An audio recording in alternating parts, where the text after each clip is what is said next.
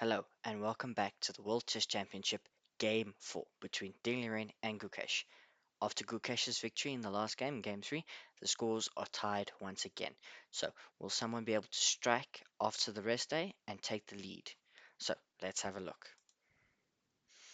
Liren in his previous game played e4 with the white pieces, but today he plays knight f3. So, we're going to be getting a ready. So, Gukesh plays d5, we get e3, and Ding is looking for just a very simple game, and he's going to look to develop his dark square bishop like this, and develop his light square bishop. He'll decide a bit later, probably to e2. Gukesh plays this almost like a reverse London, where he'll play this kind of structure, and because of that, Ding firstly develops his light square bishop, and then after h3, giving this bishop a chance to escape, because after, for example, had you played this, the bishop would have been lost because the knight would take it. So you first give your bishop a chance to escape, and Ding plays this very interesting move, Queen A3, the super fianchetto, because it will look to exchange itself for this. So it inhibits E6 for the meantime, because you would lose the right to castle, because either the king or the rook would take. So we get this knight moving first, then after castles we can get E6, because you can take and knight can capture, and then we get this move C4, looking to strike back at the center of the board. The knight retreats, or goes back to where it was, rather, not retreating, and Ding develops his queenside knight. Both players have gotten to move 9 and have used already a bit of time. They're kind of exploring this position together. There's no deep preparation. It was once said you need to take your opponent into a deep dark forest where 2 plus 2 equals 5, and the path is only narrow enough for one of you to escape.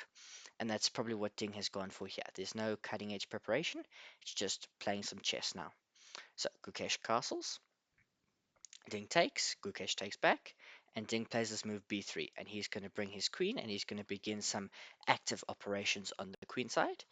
But Gukesh is not going to give up, because you can develop your knight to the center, the bishop will retreat, and then we get this move queen to b3.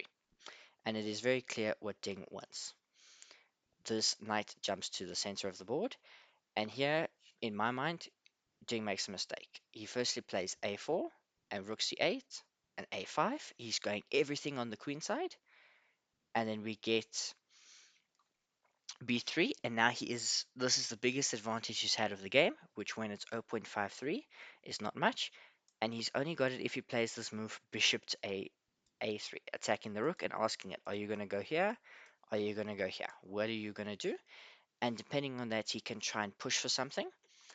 Instead, he retreats and offers a knight exchange, which we get, and then it allows Gukesh to kind of neutralize the position, because he can play d4, just striking at the center, doing retreats his knight, because we get takes, keeping his pawns together. And if anything, Gukesh has now got a 3-on-2 on the queen side, so he can exchange the pawns and try and push a passed pawn. Ding does have a majority on the king side, but that's going to be a bit more difficult to get mobile, because you will expose your king to some danger. So, we firstly, Gukesh offers the exchange of bishops, uh, and Ding throws in this move first, a counter attack on the queen. So you take my bishop, I take your queen. The queen moves out the way, and we get this exchange. And then we can get takes on the queen side, takes, and this knight jumps in, offering itself for an exchange. It's always key in these positions to know which pieces to trade. This knight is better than this knight, so you want to trade it off. Gukesh doesn't mind the exchange, but first throws in this rook. So we get takes and takes, and this move h3. Just a simple improving move, because the position is very much level. Gukesh will try and push for as much as he can, but Ding's got this luxury of playing this quiet move to just make sure no back rank problems. Uh, First we get the exchange of rooks, and then we get these trade of pawns. So Gukesh has now created his pass pawn. Unfortunately, it's relatively close to the center of the board. If this pawn was here, he might be able to push this for a bit more, but because it's a c pawn, it's a bit closer towards all the other pieces, it's probably going to be easily blockaded. So we first get rook to c1, the queen slides up, just protecting the pawn and looking to create its own problems. We get queen to c2, the rook comes, G3, just giving the king some lift. It can help run to the center of the board, need be. And we get this move F5, just giving Gukesh's king some lift, should it want to also run to the center of the board when the queens come off, and perhaps looking to create some weaknesses here. So the king comes up, Gukesh's king runs to the side, uh, Ding slides his queen up, just preventing this pawn from moving forward. Gukesh slides his queen, looking to create some counterplay, maybe trade off the rooks, and well-timed move e4. I say well-timed, I'm trying to make this sound dramatic. The players are on move 33, the position is zeros, and they both have a lot on time. Ding is up on time, which is strange. It's not how the first 3 games have gone, but it is what it is.